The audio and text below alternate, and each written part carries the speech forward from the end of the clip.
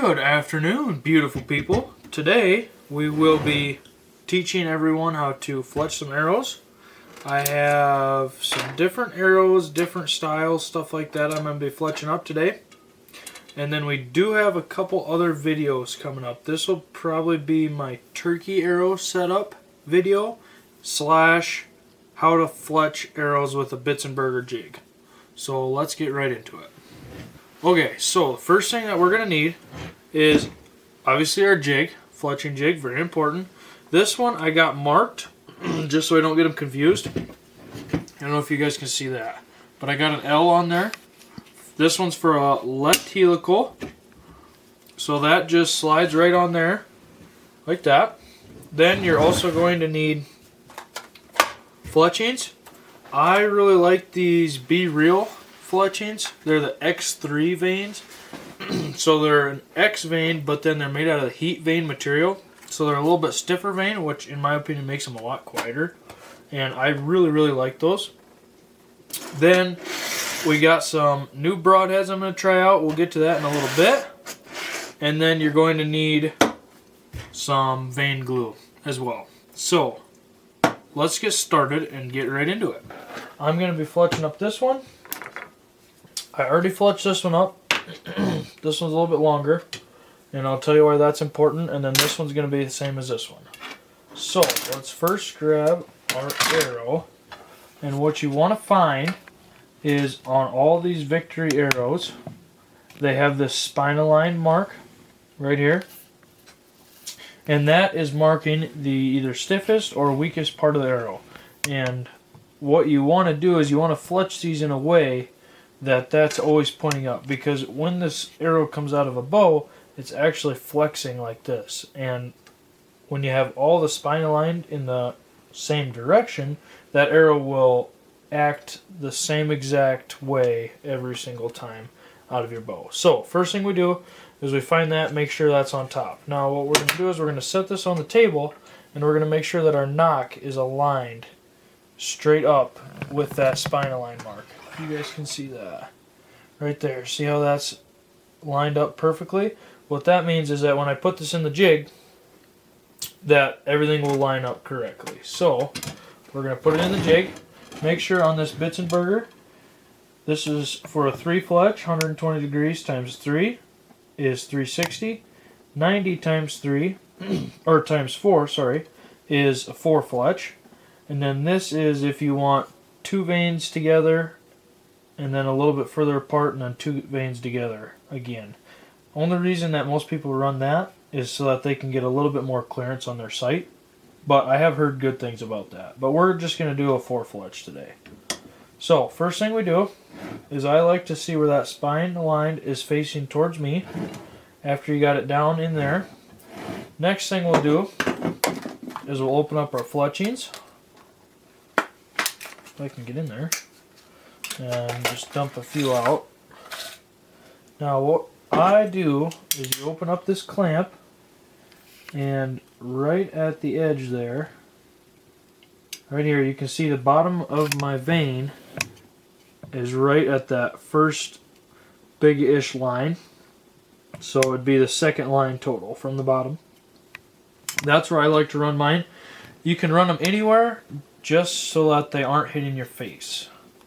So what we're going to do is, this is my white nock, and let me explain this quick. So these white nocks I have set up just like these nocks. I just couldn't find any more yellow ones. But these are all going to be the same arrows, these two, and those ones are cut. Now what you can see is I did not cut these two. They're way longer. So what I'm going to do with these is I'm going to try to run the big head chopper broadheads this year. And the reason I'm going to fletch these different is because most of those big broadheads are for a right helical. And because I shoot a Matthews bow, I usually fletch my arrows with a left helical. So I need to make sure that I fletch these two in different orientations. So this one I'll fletch with a right helical. This one I will be running, I'm going to try running these new Iron Will turkey broadheads that I got. I got the iron wheel vented in the wides. So I think they are, I'd have to check again. I think they're a little over an inch cutting diameter. And then they got these grabbers on them, almost. And they're blunt. Okay, they're not sharp. So what that's meant to do is that's supposed to grab as much feathers and stuff as they can and transmit as much energy all in one go to kind of stun the bird. That way it gets down, or it goes down, and hopefully it doesn't get up. So I'm going to try running these. First time running those, but that'll be a later video. So first of all, let's get these fletched up. So you got it in your clamp. Now what we're going to do is we're going to open up our glue, which I probably should have done a second ago. This is AE Max Bond glue, and it comes with this fancy little cap where if it closes itself up, which it usually does, all you do is put that in there, kind of get it all going through again, like that. Set that off to the side, and now you should be good to go. So how I do this is I go about 4 or 5 dots all the way down the vein, like that. And then I take the nozzle of the glue and I run it all along there. Now what I'm trying to do is I'm trying to get glue on every tiny little surface. Then, if you look down it, you can see that there's no air bubbles. So, as long as you got that, and I got my helical marked on my jig, what I'm going to do is I'm going to put this onto the magnets. I'm going to make sure that this end here is up tight into this piece. Then I'm going to push down pretty evenly. And then I like to grab it with 2 fingers and hold for about 6 to 8 seconds-ish. I don't like to hold it any longer than that, just because then if you have a little bit of extra glue squeeze out, it can kind of glue your clamp to the fletching, and then it can be a pain in the butt to get off. And just like that, you got your first fletching done. And we're going to do that for all 4 of them, and we'll get back to you when we are going to be switching over to our right helical.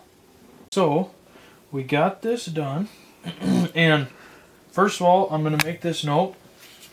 Shout out to Chris B, because I watched his videos for a couple years now. I've actually, believe it or not, only been doing archery for about 3 years, but I've been watching his videos since the beginning, and he's taught me so much. And I've never even met the guy, but I've heard super great things, so definitely go check him out if you don't know who he is. But what we're going to do now is I'm going to take just a dab of glue, and I'm going to, what he calls tip and tail. So I'm going to go on the front and the back of these fletchings, and I've done it with and I've done it without, and there is a huge difference on how much these fletchings stay on when you have a pass through or anything like that on a wore out target, or even on a deer, or even skidding across the ground. This just makes such a huge deal. So now, as you can see, it looks kind of messy.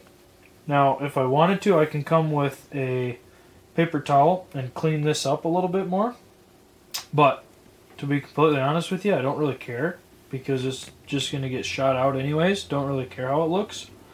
But that is how you do a 4 fletch with about a 3-degree left helical.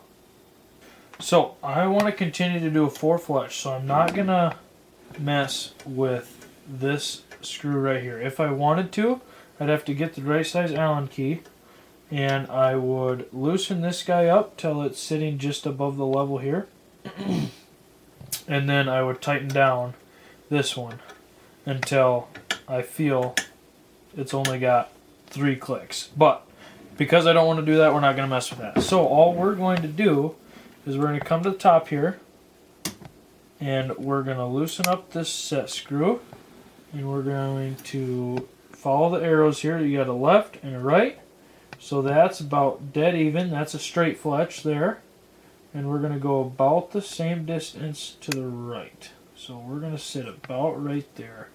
Now we're going to just snug this up We aren't going to get it tight yet. You can see I can still move it a little bit. And then what we're going to do is you need to have a different clamp. So now I got my right clamp. And same thing, make sure your spine aligned is correct. We're going to set this right in here. And what we're going to do to check to make sure that our helical is correct is we're going to put this right down. And you can see it's pretty well tight. There's a little bit of a gap there, but these veins have a little bit of a ridge. That'll be plenty enough to keep that nice and tight. So we're going to run it probably about there. So let me tighten this up. This. And make sure it doesn't move. You got to kind of hold it, because sometimes when you tighten this up, it can turn it one way or another, which doesn't matter a whole lot as long as you do all your whole dozen or however many you're doing the same way. So now we got our correct fletching clamp. We're going to slide it in, same spot, do the same thing, and do all four same exact way. We'll get back to you when we do that.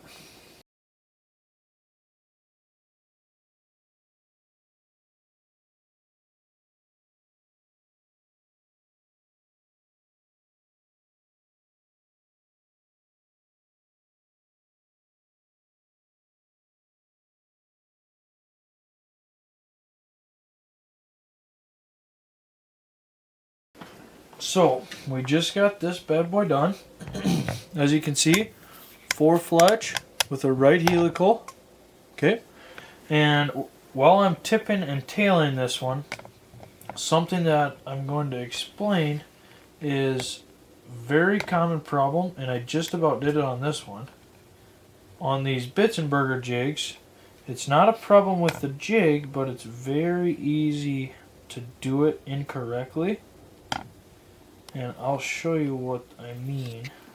So, let me set this off the table here so it can dry. What I mean is, when you're fletching these arrows, 2 very common mistakes that have both gotten me are make sure that it's clipped in to into a spot. So see how I can spin this just fine, and then it kind of clicks in. That's what you need to make sure it's in a clicked in spot. A second thing is sometimes when you click this in, this arrow sometimes moves up and down. So make sure you push on it. Get into a habit of pushing on it down into here, as well as just checking to make sure you're clicked into a, I don't even know how to explain that, but clicked into one of the 4 spots, not in between one of the 2. So now what we're going to do is let's talk about what I'm going to be running. So first of all, I'm going to be running 300 spine, which probably is a little bit weak for those giant broadheads just because of how big they are, how much effect they have on the arrow.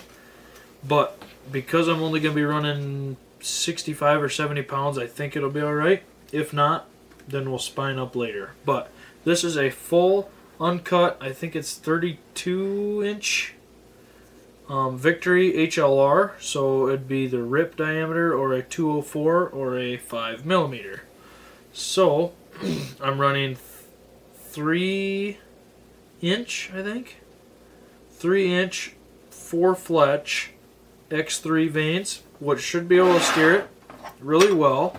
And on this whole thing, we are running a total weight of 451 grains even, which I have no idea if that's good or not, but that's what we're going to run because I've never run these giant broadheads before. Now, the second thing we're going to be running is this is the same as the first arrow I fletched, just different colors. This arrow is a lot shorter. I think these are cut at, they're like 1/4 inch in front of my rest, and I think that's about 28-ish inches. And they are 416.8, so about 417 grains, which is exactly what I wanted. I was running VAP TKOs. I do really like the 4mm. I don't like the components for them as much, but I was running those, and because I had to bump up to a 300 spine, that arrow ended up being about 475-ish grains, which wasn't bad, but I do really like the flatter trajectory arrows, so they got to be going a little bit faster. So that's why I went to these. We're going to try them out, and what I'm going to be running with these is, as you can see, super straight, but what I'm going to be running with these is these right here. Yes, they're expensive. And yeah, that's about all I got to say about them because I've never run them before. But these are, like earlier stated, the Iron Will turkey broadheads. They are vented and they are the wides. That's what everybody recommended to me for turkeys. So in Iowa we get 2 turkey tags. So I'm going to try to kill 1 turkey with these Iron Wills, and I'm going to try to kill 1 with the head chopper broadheads. And as you can see with these Iron Will broadheads, they spin absolutely perfect. I mean, beautifully made broadheads. The next video that we're going to do is going to be tuning these, which I have never done, but I will be attempting that, and the only way to learn is to try it once. So that's what we're going to do. But that's what I'm going to be running with this setup. And unfortunately I don't have the big head chopper broadheads picked up, but that will be going on this full length arrow.